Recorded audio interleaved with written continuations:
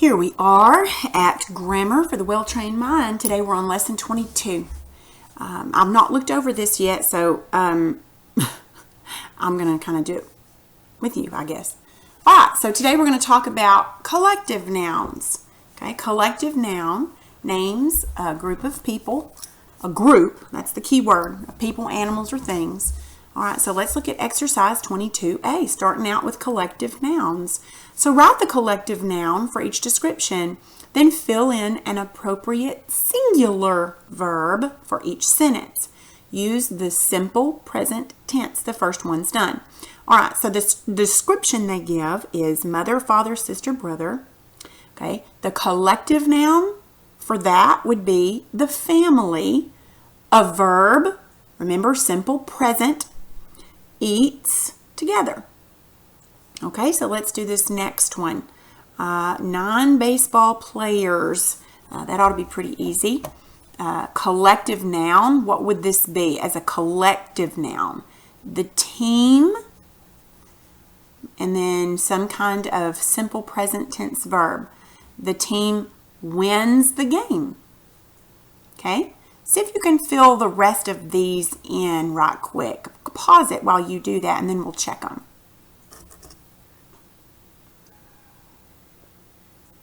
Okay, let me bring my key up. There's not really going to be a right or wrong. These, if you'll just check these here, yours are going to be different, but just kind of make sure it's, somewhat the same. If you're not sure, just kind of circle the whole, like this whole thing with a red pen or crayon or a different color, so that when you give it to me, I can make sure that I look over it and check it, because I might forget. Okay, let's go back. Let's look at exercise 22B for the day.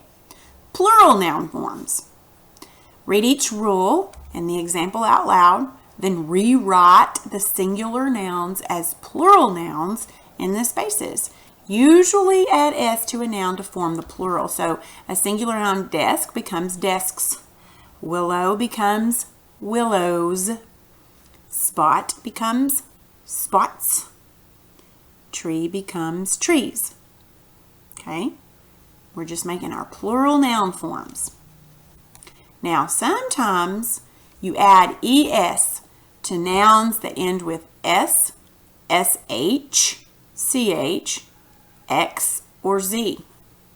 Now, a long time ago, I used to know a cheer, I guess you might call it, that would help you remember this. And it went something like this. C-H-S-H-S-X-Z. Add an S behind an E. Not just S, not just E. ES does it accurately. Don't ask me to repeat that. But that's how it went. It was just a little chant or cheer or whatever that would kind of help you remember that. All right, so this one ends with an S, so that's why you add ES. This one ends with an SH, thus you will add an ES to make splashes. This ends with a CH, thus you will add an ES to make ditches. This ends with an X, you'll add an ES to make foxes. This ends with a Z, you will add ES to make buzzes. Make sure you write those correctly. There's nothing that you won't spell anything different. You'll just add an ES to each one of those. So make sure you do that. Here's just another rule. If I'm going too fast, just pause it. All right, now, if a noun ends in a Y after a consonant, change the Y to an I and add ES. So like these all end with a consonant Y. Remember, a consonant is not a vowel. Okay, it's any other letter than a vowel. So all of these, you will change the Y to an I and add ES. Salaries, babies, hobbies. So go ahead and change those. Okay, we're going to move to section 4. If I'm going too fast, just pause it. Here's you another rule. If a noun ends in Y after a vowel, just add S. Okay, all of these end with a vowel. A, E, I, O, U are your vowels. If you have a word that ends with one of those and a Y, you just add an S. So just add an S to all of these because they all end with a vowel and a Y. Here's you another. Some words that end in F or FE form their plurals differently. You must change the F or FE to V and add ES. So leaf becomes leaves. Shelf becomes shelves. Wife is wives. And thief is thieves. So all of these, you'll change the F to a V and then add ES.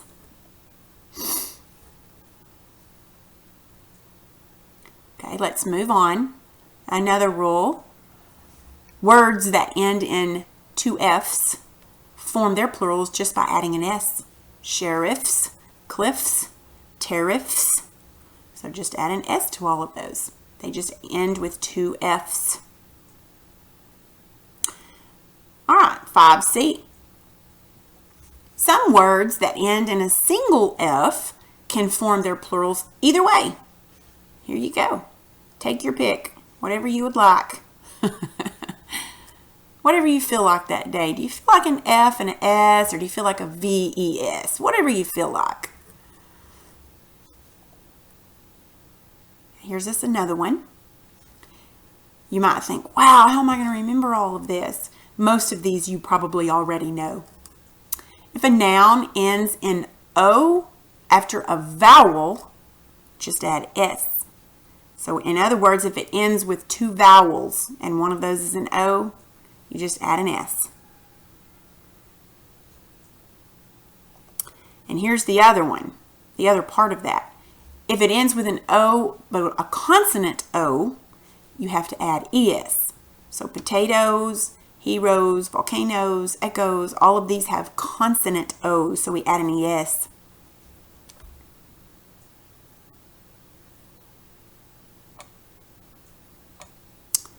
Now 6C. To form the plural of foreign words ending in O, just add an S. I'm not sure why piano is foreign. You may know that. I don't. But you would just add an S on pianos. Burritos, kimono, solo, soprano. I'm not sure. Maybe perhaps these are Latin, which I'm not sure because we have a lot of Latin words. But nonetheless, I was always told that if the word had to do with, if the noun that ended with an O had to do with music, you only added an S.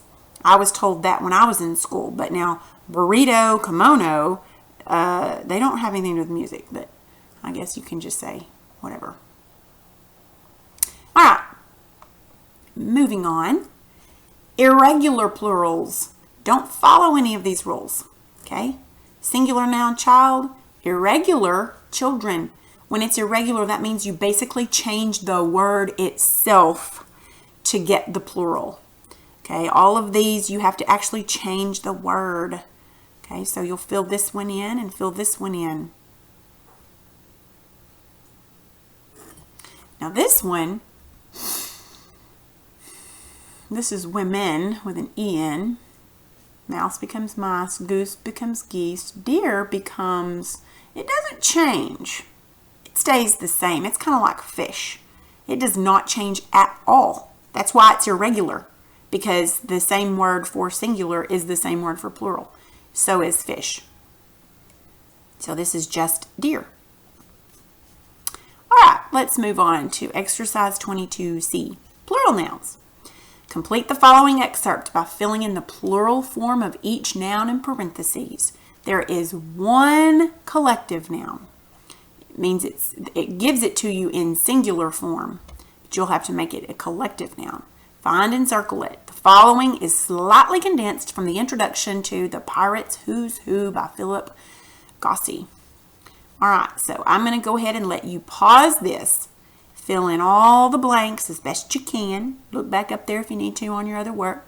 Then we'll check it. So go ahead and pause it.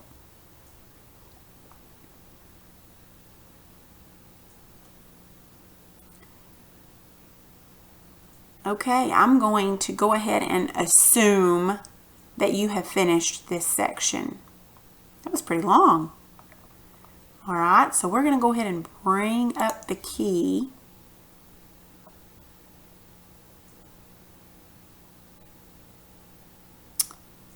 And let you check. Fun, right? Yeah. Wow. Okay, so let's do this. Let us fit to page. Yeah, it's a little small.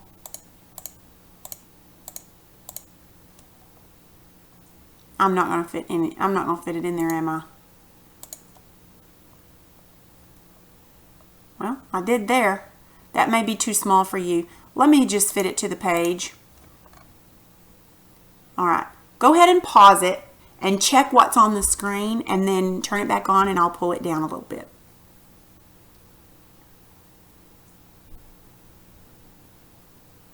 Okay. I hope that if you missed anything, I hope that you corrected it or circled it or showed me it with a different color pen or pencil. Okay. Let me pull this up and I want you to check the rest of it. Go ahead and pause it.